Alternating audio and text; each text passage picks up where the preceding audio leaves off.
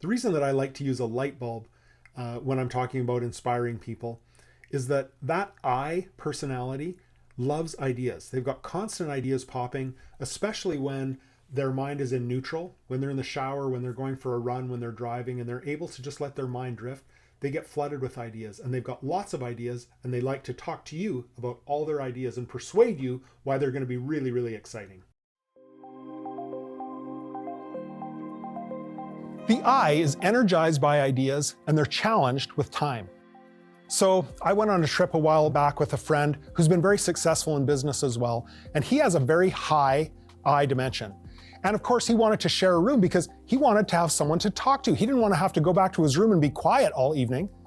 So we went to the conference, and as the day went on, he got more and more energized interacting with people. I could see him ramping up. This is catnip for an I.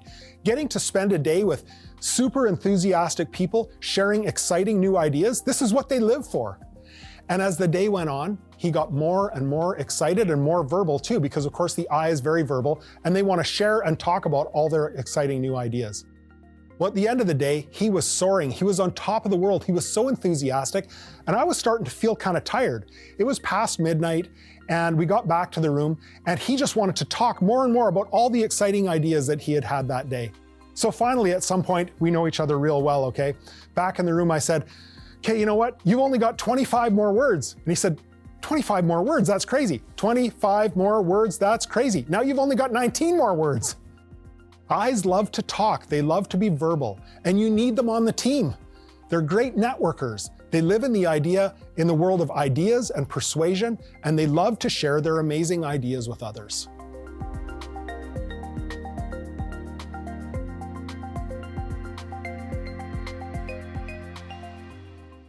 Here's what gives the inspiring people energy. First thing is talking, expressing themselves, persuading others, and just talking about all the ideas that flip through their head throughout the day. Now, I have a bit of inspiring to me, so I know what this is all about. And I've got lots of ideas, and I like to talk to my wife, my poor wife, about them. And sometimes it's a little too much. And she says, you know, honey, you're killing me right now. I just need to have some silence. I appreciate that you like to communicate, but probably enough already. However, when I was in school, my report cards always said, Trevor needs to stop talking. And as it turns out, that's how I make my living. So maybe I should have been talking more, actually. These are natural born salespeople. They like to talk. They like to persuade others of their ideas. Another thing that gives inspiring people energy is performing for others. Now, that might just be being the clown with their family or friends and telling stories and stuff like that. Or it might be actually performing. I play guitar and I attend a large church and I play guitar in my church. And there are probably, I would guess, over 200 people who are involved in the area of music in our church. And probably 85% of them have a high I dimension to them because they're drawn to being in the spotlight. They just like performing. They're good at it. They like being on stage. They like singing for others. And you'll find that inspiring people often are involved in the arts in some way. They play a musical instrument. They're involved in visual arts. They're involved in drama.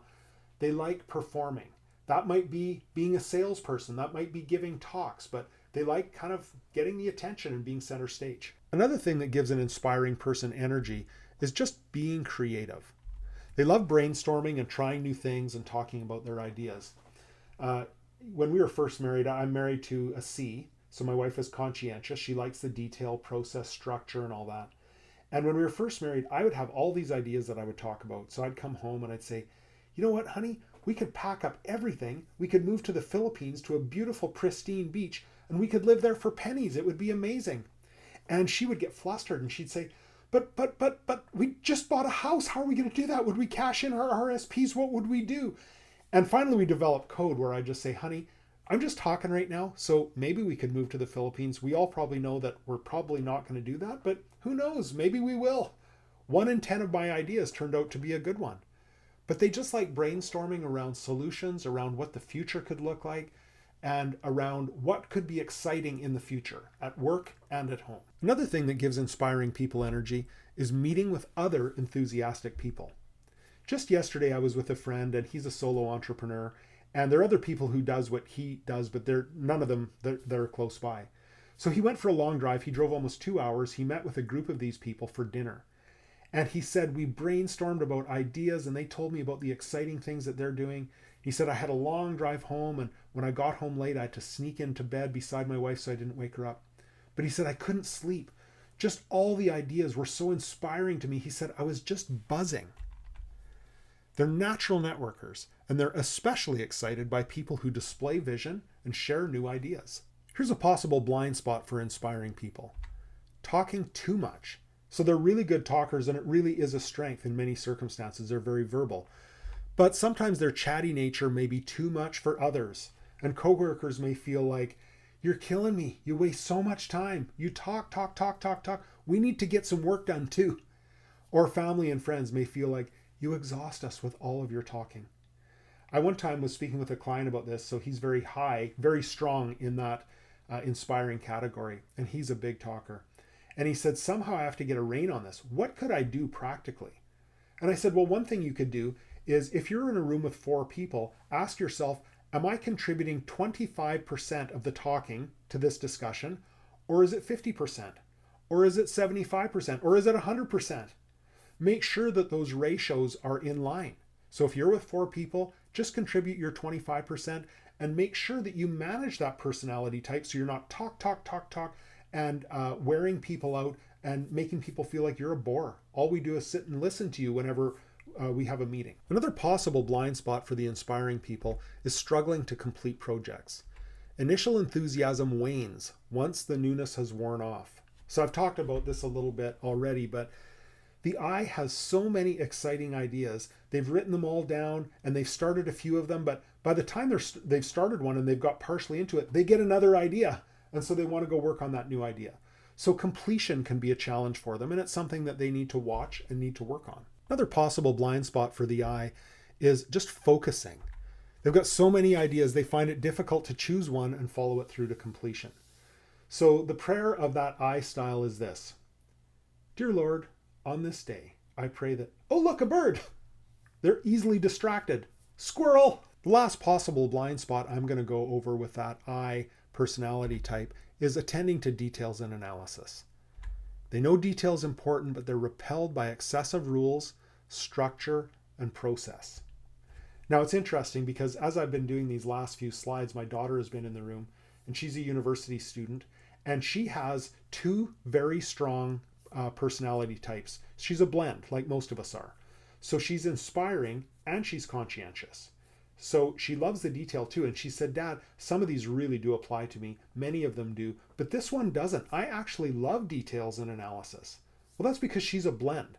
And you're going to find that for you too. Most of us are blends. But I'm talking about each of these personality types as if that was the only thing you had in your bucket.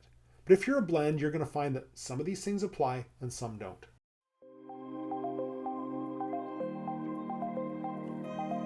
Here's how to be effective with an I, an inspiring type. First, give them opportunities to talk. They love to be verbal. Here's what I've found as a coach. An I already knows what the problem is. They know what the answer is. They just need to talk it out. So as a coach, when I'm talking with an I know that I don't have to come in with all sorts of advice. I have to come in with questions so that I can ask the right questions so they can talk about the right topics because they already know the answer. And once they've talked for 15 or 20 minutes, they leave feeling energized and they know what to do. Help them with details. Details are a struggle for an I. They know they need to be done, but getting down and digging into those details is just a weakness for them. They're not good at it, so help them and they'll appreciate it. Show them the way to an exciting future. Now here's an interesting thing about an I. An I lives in the future. They don't live at all in the past, they live in the future. And they live in the present if the present is exciting. So future matters a lot to them. So if you can show them how working in the present will help them get to an exciting future, they're going to be all ears. So you want to get them inspired, you want to get them enthusiastic, and you want to talk about an exciting future. And then give them opportunities to be creative. I mean, this is the main skill that they bring to your organization. They're incredibly creative. They've got ideas popping all the time. Tap into those ideas because they are the truly originally creative types. Other personality types assemble ideas, but the inspiring type invents those ideas. They're really original thinkers, so make sure you use that. Recognize the value of their enthusiasm. Enthusiasm means a lot. I've come to believe that nothing great happens without enthusiasm, so tap into that because it's very valuable. And don't saddle them with too many rules or too much process because that really drags them down and it makes them tired. Give them a little bit of flex, set them loose in the world of ideas and persuasion and people, and they're going to be happy and they're going to bring so much value to your organization.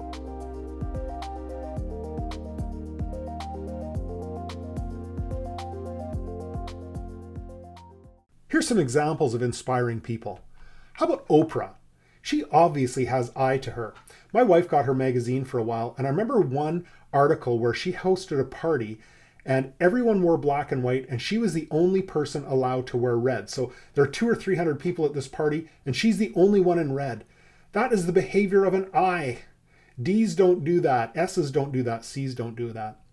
Or how about Robin Williams? Okay, he was obviously an I. D's don't accept awards in this fashion, nor do supportives, nor do conscientious people.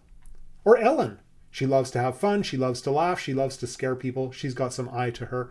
Or Bill Clinton.